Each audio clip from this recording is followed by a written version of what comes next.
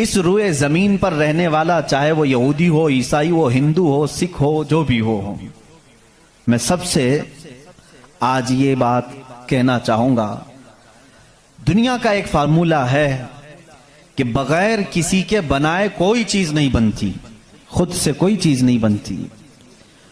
तो यकीनन हमें भी किसी ने बनाया ही तो है।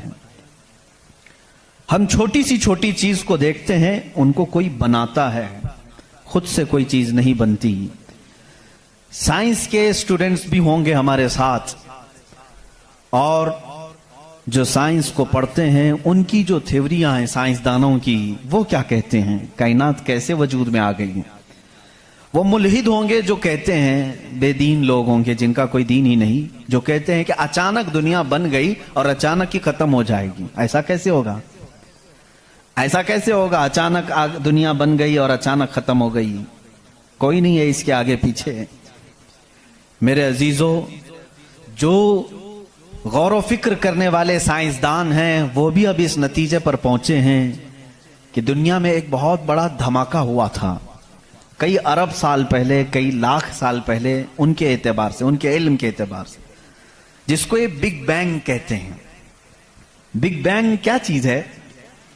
तो साइंसदान ये कहते हैं कि कई सालों तक इस रुए जमीन पर सिर्फ समंदर था, और समंदर में भी जो गैस होती थी वो सब हाइड्रोजन, और सिर्फ 99% हाइड्रोजन और 1% सिर्फ ऑक्सीजन का यहां पर वजूद था, जिसकी वजह से कोई दूसरा जिंदा रह नहीं सकता था। यह साइंसदानों की तहकीक है। उसके बाद फिर उन्होंने ये कहा कि एक धमाका हुआ और समंदर से, पानी से हर चीज बनती चली गई, पानी से बनती चली गई। ये 21वीं सदी में बात की जा रही है, ये बात 21वीं सदी में की जा रही है। और साइंस के वजूद की तारीख में अगर आप जाएंगे तो ज्यादा से ज्यादा कि 400 साल पहले तक की तारीख होगी। 16वीं सदी में, 17वीं सदी में, 17वीं सेंचुरी में साइंस की कुछ ना कुछ चीजें इजाद होने लगी, जिसको आज हम साइंस कह रहे हैं। और कुरान में मौला फरमाता है, वजअलना मिनल माइ कुल्ल शैइन हय्यिन, हमने हर चीज को पानी से बनाया है। ये रब ताला फरमा रहा है, उसका कुरान अजीम गवाही दे रहा है। कुरान किस जमाने में उतरा वो भी आपके जहन में होना चाहिए। किस जमाने में कुरान आया है ये भी आपके जहन में अच्छी तरह से फिट होना चाहिए, ताकि अब साइंस की तहकीकात और उस जमाने को मैच करके देख सकें आप। कुरान उस जमाने में आया है जहां यूरोप में लोग जानवरों के साथ रहते थे। अमेरिका का तो इंकिशाफ भी नहीं हुआ था, अमेरिका नाम का कोई मुल्क है ये पता भी नहीं था लोगों को। जितनी दुनिया थी इसमें सबसे ज्यादा तहजीब वाला मुल्क, तमद्दुन वाला मुल्क ईरान था, अरब थे, रोम थे, बाकी सब तो बिछड़े हुए लोग थे। रोम, ईरान और अरब को उस जमाने में तहजीब वाला कहा जाता था। उनकी तहजीब का आलम यह था कि जब मेरे आका सल्लल्लाहु तआला अलैहि वसल्लम मदीना तैयबा में तशरीफ लाए, ये बहुत बड़े तहजीब वालों की बात मैं कर रहा हूं, यानी बहुत नॉलेज रखने वालों की बात कर रहा हूं। इतना नॉलेज था कि जब मेरे आका मदीने में तशरीफ लाए तो सिर्फ 6 लोगों को लिखना आता था। ये बड़े तमद्दुन वाले लोग थे, बड़े नॉलेज वाले लोग थे। उस जमाने का इल्म यहां तक पहुंचा हुआ था। मेरे अजीजों, बाकी यूरोप वगैरह का हाल तो बहुत ही बदतर था। यहां तक कि आबादी कैसे बनाई जाए ये सलीका इस्लाम ने बताया है।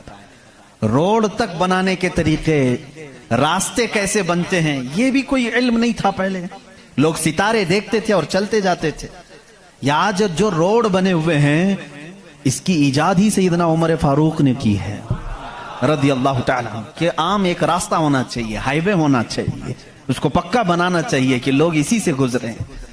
आज आपको रास्ते इतने बने हुए हैं इसलिए कोई तारा नहीं देखता, सिर्फ सामने देखते हैं। अब तारे देखेंगे तो फिर बड़ा मसला हो जाएगा। उस जमाने में तारे देख करके चलते थे। अजीजा ने गिरामी, यूरोप का हाल उस जमाने में यह था कि नॉलेज नाम की कोई चीज नहीं थी। वो लोग अंधविश्वास, जैसे आज भी हमारे यहाँ कुछ लोगों में मौजूद है, अंधा यकीन, इन चीजों पर बहुत अमल करते थे। जैसे अपशगुन हो जाना, ये तमाम मामलात में बहुत वो आगे थे। हत्ता कि बीमारियों को भी वो बीमारी नहीं समझते थे। जैसे आज यूरोप जादू टोने पर यकीन नहीं रखता, हर चीज को बीमारी कहता है। उस जमाने में हर बीमारी को वो जादू समझते थे, शैतान समझते थे। बीमारी का उनको इदराक भी नहीं था। इस्लाम में जो फुकहा पैदा हुए, जो अतिब्बा पैदा हुए, जो साइंसदान पैदा हुए, उन्होंने बीमारी के मुतालिक बहुत सारे तहकीकात पेश किए। सिर्फ ये बात मैं अर्ज करना चाहूंगा कि कुरान उस जमाने में नाजिल हुआ है जब इल्म का वजूद ज्यादा नहीं था लोगों के पास, इतना कि कोई इक्का दुक्का लिखना जानता था। और किस पर नाजिल हुआ यह भी आपके जहन में होना चाहिए। दो चीजें दिमाग में रखें, उसके बाद फिर मैं कुरान की आयतें पढ़ता हूं। एक, माहौल ऐसा है, साइंस का वजूद नहीं, इल्म का वजूद नहीं, इल्म नाम की चीज ही नहीं थी लोगों के पास। और जिस पर नाजिल हुआ वो ऐसा रसूल है जो किसी का शागिर्द भी नहीं, कोई उस्ताद नहीं, मोहम्मद रसूलुल्लाह सल्लल्लाहु तआला अलैहि वसल्लम। उन पर कुरान नाजिल हुआ, ऐसे माहौल में नाजिल हुआ जब कोई इल्म जानने वाला नहीं था। और जिस पर नाजिल हुआ वो किसी यूनिवर्सिटी से पढ़ा, किसी कॉलेज से पढ़ा, किसी मदरसे से पढ़ा हुआ रसूल नहीं। उस रसूल का मुअल्लिम और उस्ताद सिर्फ खालिक कायनात है। जिब्राइल अलैहिस्सलातु तस्लीम का भी सिर्फ इतना काम रहा है, जो रब ने हुक्म दिया उतना ही पहुंचा दिया। बल्कि बहुत सारी कुरान की बातें ऐसी हैं जो जिब्राइल पहुंचा तो गए लेकिन उसका इल्म उन्हें भी नहीं दिया गया, उन्हें भी नहीं दिया गया। अब ये दो बातें किसी को भी चैलेंज करके बता देना, तारीख की सच्चाइयां इस बात का इनकार नहीं कर सकती। अपने तो अपने, गैरों ने भी हुजूर की तारीख लिखी है और सबों ने इकरार किया है कि मोहम्मद सल्लल्लाहु अलैहि वसल्लम एक ऐसे प्रॉफिट हैं जो पूरी जिंदगी भर किसी उस्ताद के पास गए नहीं, किसी उस्ताद के पास गए नहीं। और ये भी हिकमत है मेरे मौला की, इसीलिए हम उस रसूल को अन्नबीयुल उम्मी कहते हैं। उम्मी का मतलब कुछ बेवकूफ लोग आज के जमाने के जो बदअकीदा हैं वो अनपढ़ करते हैं। रसूल अनपढ़ थे, माअज़ल्लाह। बेवकूफो, तुम्हें मालूम नहीं, उम्मी का मतलब होता है किसी से पढ़ा हुआ नहीं। अनपढ़ में और किसी से ना पढ़ा हुआ होने में बहुत बड़ा फर्क है। ये दो बातें जहन में रखो।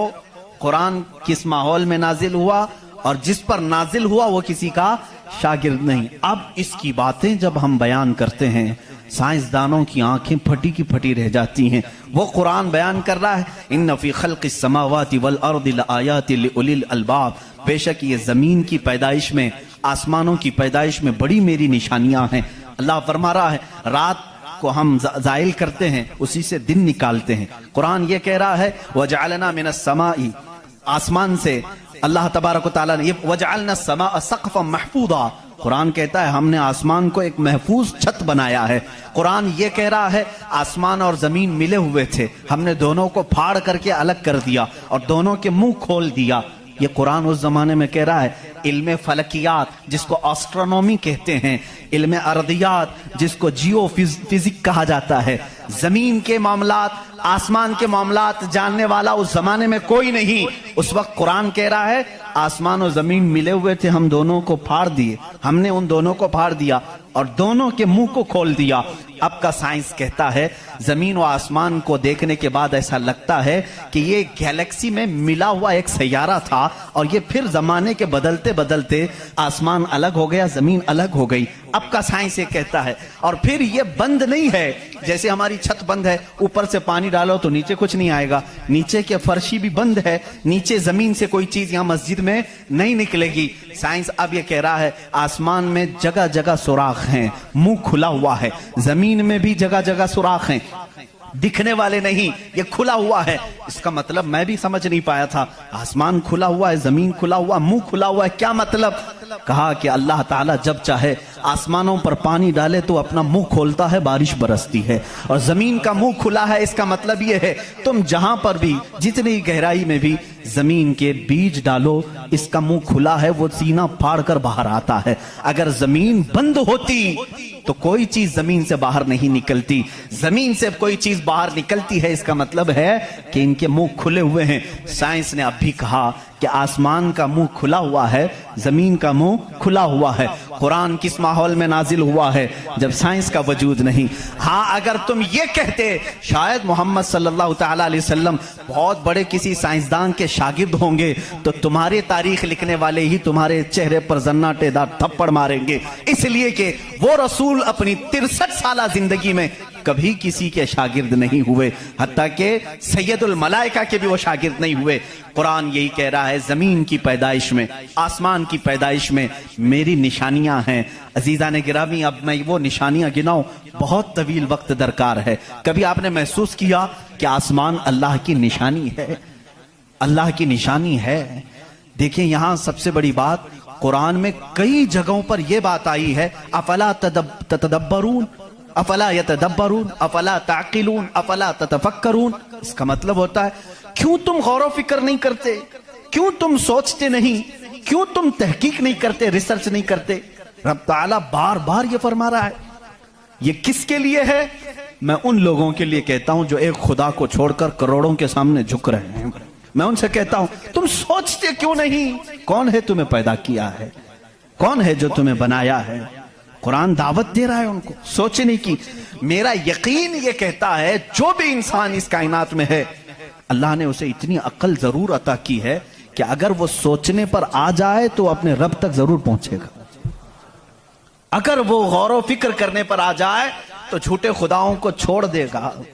एक सहाबी हैं, हुजूर सल्लल्लाहु तआला अलैहि वसल्लम पर ईमान लाने के बाद वो कहते हैं, हुजूर अय्याम जिहालत में हमारे से दो ऐसे मामलात हुए, एक वाकया याद करता हूं तो रोना आता है, और एक वाकया याद करता हूं तो हंसी आती है। जिहालत में हम कुछ ऐसे काम करते थे इस्लाम लाने से पहले कि कुछ, एक वाकया ऐसा है कि हम रो पड़ते हैं याद आती है तो, और एक वाकया ऐसा है कि वो याद आती है तो हंस पड़ते हैं। हुजूर ने पूछा, वो दोनों क्या है? उन्होंने कहा, जिहालत में जब हमारे घर बेटी पैदा होती तो हम उसका गला मरोड़ कर दफन कर देते थे। हमने अपने हाथों से कई बच्चियों को दफन किया, वो जब भी याद आता है तो रो पड़ते हैं, रोना आता है। हंसी किस बात पर आती है? वो कहते हैं, हम जब सफर पर निकलते थे तो हमारे जो खुदा होते थे उनको आटे का बना लेते थे हम, वैसे तो मिट्टी का बनाते हैं और फिर पानी में डुबोते हैं। उनकी जुर्रियत आज भी मौजूद है। अरब वालों में अगर मैं बयान करूं कि हाथों से खुदा बनाए जाते हैं तो उन्हें यकीन नहीं आता। हिंदुस्तान वालों को बहुत जल्दी यकीन आएगा। तो वो सहाबी कहते हैं, हम आटे के बनाते थे। उनके जो खुदा होते थे वो आटे के बनाते थे, क्योंकि मिट्टी का, पत्थर का उठाकर लेकर जाने में बोझल होता था, वजन होता था। इतने बड़े खुदा को कहां लेकर के घूमते रहे। वो साहब ही कहते हैं, हम आटे का बना कर ले जाते। फिर हंसी किस बात पर आती है? कहते हैं, अगर सफर में ज्यादा भूख लगती, कभी उसका हाथ तोड़ के खा लेते थे, कभी उसका पेट काट के खा लेते थे, क्योंकि आटे ही का था। आज भी लोग करते हैं, शक्कर का बनाते हैं। बहरहाल, तो वो साहबी कहते हैं, मुझे अय्याम जहालत की ये बातें याद आती हैं तो मैं हंस पड़ता हूं। खैर, मैं और तफसील में नहीं जाऊंगा। अजीजा ने गिरामी, गौर व फिक्र करने की जिसके अंदर आदत होगी, वो अंधविश्वास, सिर्फ फैले हुए बेयकीनी पर ईमान नहीं लाएगा। आज भी बहुत सारे ऐसे न्यूट्रल किस्म के लोग हैं जो मुसलमान नहीं हैं, मैं जानता हूं उनको। वो खुद आइडल वर्शिपर्स नहीं हैं, वो खुद इस बात का इनकार करते हैं कि अपने हाथों से बनाई हुई चीज की इबादत कैसे की जाए। हम उस पावर को मानते हैं जो हमारी आंखों में नहीं आता मगर हम सबको देख रहा है। ऐसे लोग भी हैं। हाँ, अगर कोई इस तरह का मुआहिद है, वो अल्लाह की वहदानियत को तस्लीम करता है, तो उसके हिदायत की भी उम्मीद है। मैं ये कह रहा था, आसमानों और जमीनों में अल्लाह ने फरमाया मेरी निशानियां हैं। गौर व फिक्र करना चाहिए। निशानी कैसे? पूरी दुनिया के बहुत तरक्की याफ्ता साइंस से मेरा ये चैलेंज है, मेरी ये बात का ये चैलेंज है। बहुत तुमने तरक्की की, लेकिन एक ऐसी छत बना करके दिखाओ जिसका कोई पिलर ना हो। हवा में छत कायम करके दिखाओ, और वो भी इतनी मोटी होनी चाहिए, इतनी मोटी कि जिसके बारे में हुजूर अकरम सल्लल्लाहु अलैहि वसल्लम ने फरमाया कि उसकी मोटाई 500 साल अगर कोई घोड़ा दौड़े तो तय ना हो पाए। वो आसमान की मोटाई। मैं उतनी मोटाई की बात नहीं करता हूं, 1 किलोमीटर चौड़ी ही कोई बना करके दिखा दें। साइंस हमारा बहुत तरक्की कर चुका है, नहीं बना सकोगे। लेकिन कायनात की इस पूरी जमीन पर अल्लाह रब्बुल इज्जत ने एक छत हमारे सरों पर रखी है, और सबको मालूम है वो छत कैसी है, बगैर पिल्लर वाली है। कहीं उसको सुतून देखा आपने? अल्लाहुल्लज़ी रफ़अस समावाति बिगैरि अमदिन तरौनहा, कुरान कहता है वो अल्लाह ही है जिसने बगैर सुतून के आसमानों को बनाया, और तुम भी उसको देख रहे हो। कुरान चैलेंज कर रहा है, तुम भी उसे देख रहे हो। और हैरत की बात यह है, हमारे पिल्लर वाली छत के बारे में तो यकीन होगा अब ये गिरेगी नहीं, लेकिन अगर ये तड़कने लगे, कहीं से आवाजें आने लगे, हम भाग करके कौन सी छत के नीचे जाते हैं? पिल्लर वाली छत से हमको खौफ लगता है आजकल गिर ना जाए, और पनाह लेने के लिए उस छत के नीचे जाते हैं जिसका कोई पिल्लर ही नहीं। अल्लाह की निशानियां हैं इसमें। अल्लाह रब्बुल इज्जत फरमाता है तुम देख रहे हो इन आसमानों को हमने कैसे कायम किया है। अब इसकी तहकीकात जो एस्ट्रोनॉमी पढ़े हुए हैं वो जानते होंगे। इल्म फलकियात उसको कहते हैं, आसमानों का इल्म। ये भी अभी सबको पूरा हासिल नहीं हो सका। जो हमारी नजरों में नजर आ रहा है ये तो धुआं है, बादल है। आसमान तक पहुंचने के लिए पता नहीं कितना सफर। और इसमें अल्लाह रब्बुल इज्जत ने सितारों के एक ऐसे झुरमुट को रखा है। आसमान कितना चौड़ा है, कितना लंबा है, गेस कर सकते हैं हम? कभी गेस करेंगे आप? मैं सिर्फ एक हिसाब बताता हूं। उस आसमान में अल्लाह ताला फरमाता है कुल्लुन फी फलकिन यस्बहून। सूरज, चांद, जितने भी गैलेक्सी के स्टार्स हैं, तारे हैं, ये सब आसमान में तैर रहे हैं। अल्लाह फरमा रहा है सूरह यासीन की आयत है, ये सब आसमान में तैर रहे हैं, लटक रहे हैं। अच्छा, जिस पर लटक रहे हैं जाहिर सी बात है वो बड़ा होना चाहिए। अब वो कितना बड़ा होगा? वो छत की चादर कितनी बड़ी जिसपे सूरज भी लटक रहा है, चांद भी लटक रहा है। हमने साइज पूछा साइंसदानों से, साइज पूछा कि ये कितने बड़े बड़े हैं जो आसमान में लटक रहे हैं। तो उन्होंने कहा सबसे करीब जो हमारा सितारा है, सैयारा है, जमीन से जो सबसे करीब सैयारा है वो चांद है। और सूरज का क्या हाल है? कहा सूरज जमीन से 13 लाख गुना बड़ा है। 13 लाख गुना बड़ा। अब यहां हमारी अकलें शशदर हो जाती हैं, किसी के पास कैलकुलेटर भी नहीं, कितना हिसाब करें। 13 लाख गुना बड़ा जमीन से हमारे तस्वुर में नहीं आता। वो कहां लटक रहा है? आसमान में। चांद इससे 50 गुना बड़ा है जमीन से, वो कहां है? आसमान में। अच्छा, इतना ही नहीं, ये गैलेक्सी के अंदर सूरज से 50 गुना बड़े इतने सैयारे हैं कि जिनमें से सिर्फ अभी 40% का दरियाफ्त की जा चुकी है, बाकी 60% अभी तक साइंसदानों को पता ही नहीं। सूरज से 50 गुना बड़े सैयारे और मौजूद हैं। पूछा ये सब कहां है? ये भी आसमान में है। इसीलिए मेरे मौला ने फरमाया बेशक आसमानों की पैदाइश में उसकी बड़ी निशानियां हैं। अब मेरे अजीजों, आओ, तुम्हें अपने घर की छत डालने के लिए कितने दिन लगते हैं, कितने वर्कर लगते हैं, कितने मजदूर लगते हैं, क्या क्या इसके लिए सामान लगते हैं, ये सब तुम्हें मालूम है जिन्होंने छतें डाली। अब इतनी बड़ी छत जिसने कायम की है, जिसमें लाखों गुना बड़ा जमीन से सूरज भी है, चांद भी है, गैलेक्सी के और स्टार्स हैं, वो खुदा फरमा रहा है आसमान को, जमीन को किस तरह से उसने बनाया। कुरान में है सिर्फ 6 दिन में इन दोनों की पैदाइश हुई। उससे भी बल्कि अल्लाह ताला फरमाता वजअलल अर्द फी यौमैन, अल्लाह ने जमीन को 2 दिन में पैदा फरमाया, आसमान को। और इसमें जितनी सजावट है, सजावट क्या है? ये पूरे समंदर को रब फरमा रहा है वो जमीन की जीनत है, जितने दरख्त हैं वो जमीन की जीनत हैं। और आसमान की जीनत क्या है? चांद है, सूरज है, सितारे हैं। ये सब 4 दिन में बने, कुल 6 दिन में इनकी पैदाइश हुई है। कुल 6 दिन में इनकी पैदाइश हुई है। मियां हमारी दुकान नहीं बनती 6 दिन में, और वो खालिक कायनात फरमा रहा है 6 दिन में इस पूरी कायनात के जमीन और आसमान की पैदाइश हुई। तो क्या ये अल्लाह रब्बुल इज्जत की निशानियां नहीं है?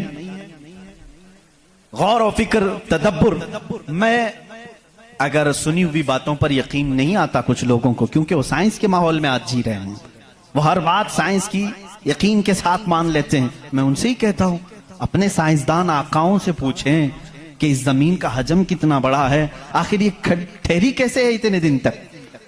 या अब तक कायम कैसे है, ये हिलती क्यों नहीं है? अच्छा, उसके बाद रब ताला फरमाता है हमने इस जमीन को पानी पर बिछाया है। ऐ अल्लाह, तेरे अजायब कुदरत अजीब दर अजीब हैं, कितने अजीब हैं। आपसे मैं कहता हूं, हौज में या मस्जिद का भी हौज है, जाओ एक चादर उसके ऊपर बिछाओ, टॉवेल लेकर के बिछाओ, कितनी देर तक वो पानी पर खड़ा रहेगा। टॉवेल, चादर, इसकी मोटाई कितनी है?